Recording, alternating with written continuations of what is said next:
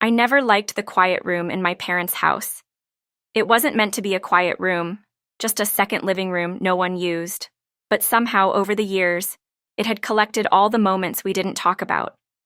My mother's picky silences, my father's long looks over his glasses, my younger brother's smug, unbothered smirk when someone else got blamed for something he'd done.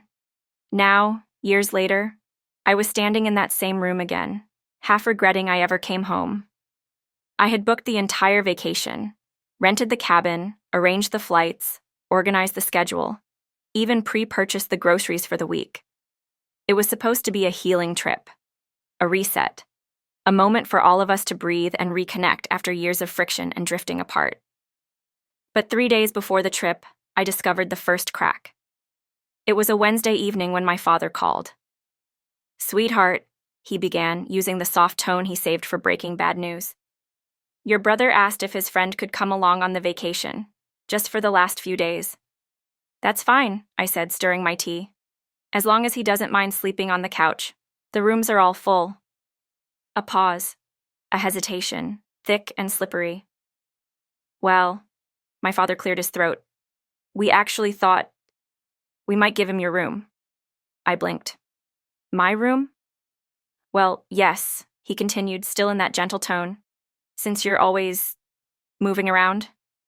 That job of yours, the apartment changes, the travel. We figured you wouldn't mind sleeping on the pullout." I wasn't moving around. I had a stable job and a stable income. But my family liked pretending I was somehow temporary, less permanent, less rooted, less deserving. "Dad," I said slowly, "I organized the entire vacation. Why would I be the one to lose the room?" My father hummed distractedly, like he had already moved on in his head. "Your brother feels it would be easier, and you're always so accommodating." That sentence, "you're always so accommodating," hit me like a slap, because it wasn't praise. It was an expectation. You don't complain, you adjust, you carry the weight without making a sound.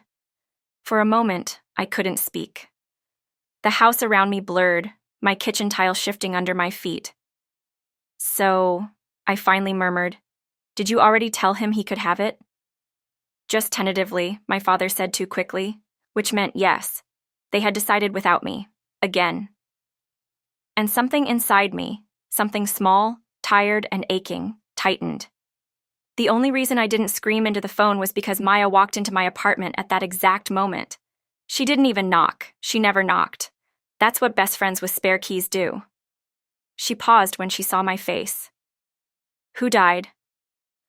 "My room," I said flatly. She raised a brow. "What?" "My room. On the family vacation I planned, I'm being replaced by my brother's friend." Maya threw her bag onto my couch. "And did you tell them to shove that idea up their collective—" "Maya," I sighed. She crossed her arms. "No, seriously, are they insane? It's your trip. They said I'm accommodating." Maya rolled her eyes so hard I feared they'd detach. Accommodating is just code for, "we know she won't fight back." Exactly. I rubbed my forehead. I don't understand why it's always like this. Why it feels like I'm the extra piece in my own family. Maya softened. She walked over, took the tea from my hands, placed it on the counter, then wrapped her arms around me. "You are not the extra piece. They're just used to the version of you that stays quiet." I swallowed the lump forming in my throat. "I don't know how to break that version." "You don't break it," she whispered. "You replace it." The cabin was beautiful, too beautiful to be a stage for emotional warfare. Pine trees towered around us like quiet guardians.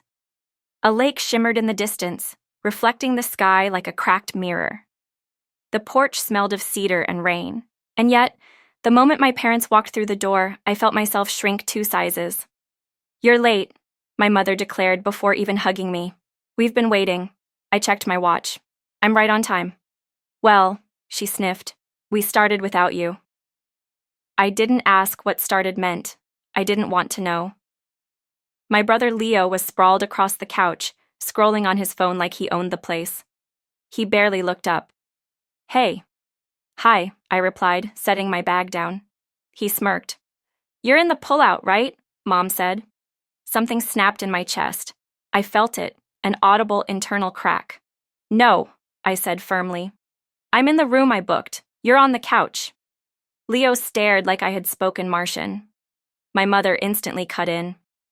"Sweetheart, don't make this difficult. Leo's friend arrives tomorrow." "Then they can both share the couch," I replied. My father walked in carrying a cooler. "Let's not start the trip with arguments." "I'm not arguing," I said. "I'm stating a boundary." That word, boundary, landed like a grenade. My parents exchanged a look. Leo snorted, and the quiet room feeling washed over me again. The next morning, after a night of tossing on the lumpy pullout, because yes, they forced the issue, I went into the kitchen and found my mother whispering on the phone. "No, she won't mind," she was saying. "She's used to it. She never complains. She'll adjust again." Something inside me iced over. I didn't move. I didn't breathe. I just listened. "Well, if she gets upset," my mother continued, "we'll just say she misunderstood. That always works." I felt the world tilt. Misunderstood? That always works? My chest tightened like a rope was being pulled around it. I stepped back, pressed a hand to my mouth, and swallowed something bitter, something like truth. I left the kitchen before she saw me. I went outside into the cold morning air, trying to breathe, trying to hold myself together. That's when Maya called. "Hey," she said, cheerful. "How's the cabin?" I inhaled shakily. "Maya," I whispered, voice trembling. "They're talking about me like I'm a tool. A thing they manipulate, like I'm a background prop." "What did they say?" I told her. Every word tasted like hurt. Maya went silent for a long time. Then she said softly, "That's not a misunderstanding, love. That's betrayal." And I broke. I sat on the porch steps, hand over my eyes, and cried until my chest hurt. By evening, I felt hollow. I barely spoke through the day, moving mechanically through chores my parents assigned to me as if I were staff instead of family. Set the table, chop the vegetables, clean the living room, start the fire. Accommodate, accommodate, accommodate. We sat down for dinner, and I forced myself to eat even though nothing tasted right. Halfway through the meal, Leo said casually, "Mom, I told Chris he could have the room when he comes, so he'll take her bed." I put my fork down. My mother nodded approvingly. "Good. It's settled then." My father looked at me, only briefly, then returned to his plate. I felt heat spread up my chest, my neck, my face. "So, you decided that without me?" "Again," I said quietly. My mother sighed dramatically. "Oh, don't start." "I'm not starting," I replied. "I'm asking why you think my comfort matters less than everyone else's." Leo scoffed. "Why are you so sensitive suddenly?" "Suddenly," I repeated, incredulous. "I've always been sensitive. I just stayed silent." My mother pointed her fork at me like she was teaching a lesson. "Because you're the mature one. Because you can handle it." "No," I said, "because you expect me to handle it." My father frowned. "Sweetheart, don't turn this into a scene." And that was it. That sentence detonated something inside me. "A scene?" I asked sharply. "You mean like the ones you have in private phone calls? Where you say I never complain so you can manipulate me into giving up things?" Silence. Ice-cold silence. My mother's face stiffened. "You were eavesdropping. I was in the kitchen. You were talking about me." Leo laughed. "God, this is dramatic." I slammed my palm on the table. The sound echoed through the whole cabin. "This is not drama," I said, voice shaking. "This is me finally standing up. You treat me like I don't matter. Like I'm the optional child. The backup plan. The one who bends so others don't have to." My father's brows furrowed. "That's uncalled for." "No," I whispered, feeling my heart race. "What's uncalled for is booking an entire family vacation and being told I don't even deserve a bed." No one answered, not one word, and the silence was worse than any shouting. I left the table. I walked straight into the forest behind the cabin, breathing hard, my boots crunching through dead leaves. My phone buzzed. Maya again. "Are you safe?" she asked immediately. I laughed shakily. "Define safe." "I'm coming," she said suddenly. "I'll drive right now." "No," I whispered. "I need to do this myself." "Then I'm staying on call," she insisted. "Talk to me." So I did. I told her everything, the phone call, the forced pull-out bed, the dinner. She listened without interrupting. When I finished, she said gently, "They're not hearing you because they're not used to you speaking. The first time you push back always feels like chaos to people who relied on your silence." I sank down onto a fallen log. "What am I supposed to do?" "What do you want?" she countered. I thought about that for a long moment. "I want to stop being controlled," I said. "I want to stop being the default sacrifice. I want them to see me." "Then you need to stay firm, even if they get angry, even if they punish you emotionally. Boundaries aren't comfortable, but they're necessary." I exhaled slowly. "I'm scared." "I know," she murmured. "But you're not alone. I've got you." When I returned to the cabin, my parents were in the living room, whispering furiously. Leo was pacing like he was the injured one. My mother's eyes snapped to me. "We need to talk." I stood with my back straight. "Then talk." She gestured stiffly.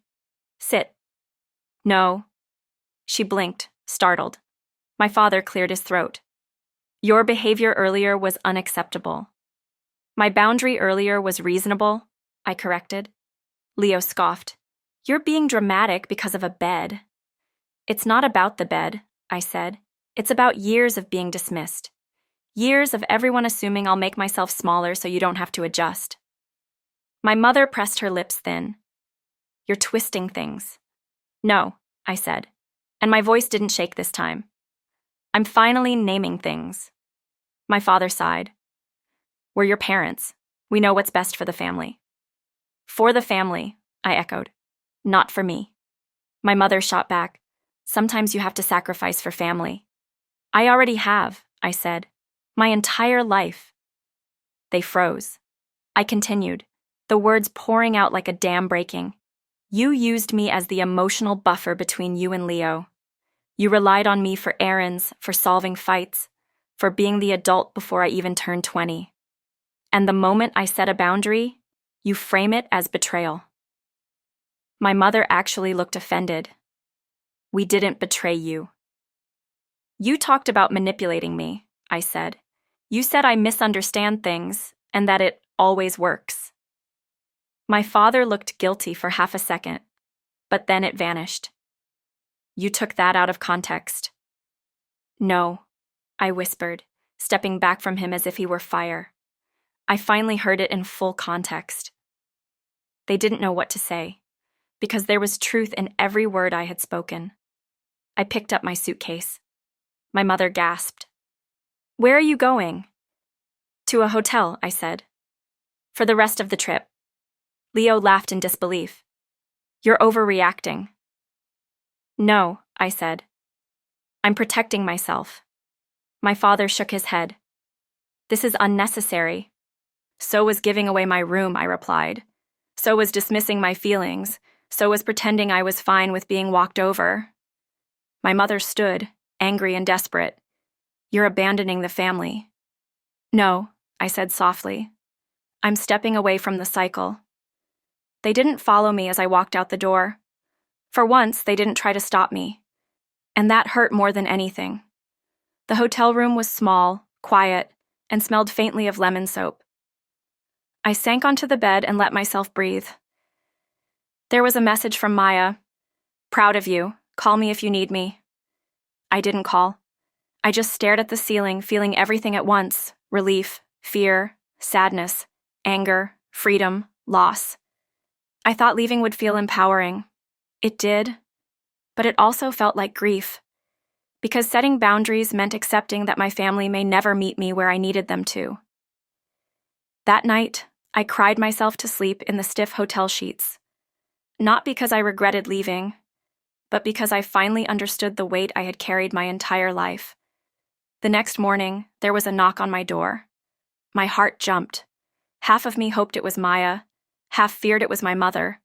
When I opened the door, I was stunned. Leo. He looked uncomfortable, hands in pockets, eyes on the carpet. "Can I come in?" he muttered. I hesitated, then nodded. He stepped inside, awkward as always, and sat at the edge of the bed. For a minute, he said nothing. Then, voice low, "I didn't know Mom said those things on the phone. I didn't know they talked about you like that." I crossed my arms. "And if you did?" He flinched. "I don't know," he admitted. "Probably nothing. That's the problem." I stared. Because it was the closest he'd ever come to honesty. Finally, he said, "I'm sorry. Not for the bed situation. I was selfish, yeah. But for not seeing how much you held everything together." That unexpected softness splintered something in me. "I don't want to be the one who holds everything anymore," I whispered. "I know." His voice cracked slightly. "I think it's time we stop expecting you to." We sat in silence for a while. Not comfortable silence, but real silence. And for the first time, my brother didn't feel like the enemy, just another flawed piece of the puzzle. He stood to leave, but before he opened the door, he looked back. "Mom and Dad might take longer," he said, "but you're not wrong, and you're not too sensitive. You're just done." I felt tears burn, but I didn't let them fall. "Thank you," I murmured. He nodded, then left. I didn't return to the cabin. Not that day, not the next. My parents sent a few messages, polite, stiff, full of fake concern. "Hope you're well. Let us know if you'll rejoin us for dinner. We want to talk when you're ready." But they didn't apologize. Not really. And maybe they never would. Maybe the healing would be slow, uneven, painful. But for the first time in years, I felt a kind of quiet I could call my own. Not the quiet forced on me, but the quiet I chose. A quiet room where I finally existed. I don't know what comes next. Maybe my family will change. Maybe they won't. Maybe we'll rebuild something different, something healthier. Maybe the distance will stay. But I do know this. I am not the accommodating daughter anymore. I am not the backup plan. I am not the silence that keeps everyone else comfortable. I am finally my own voice. And that is the beginning of everything.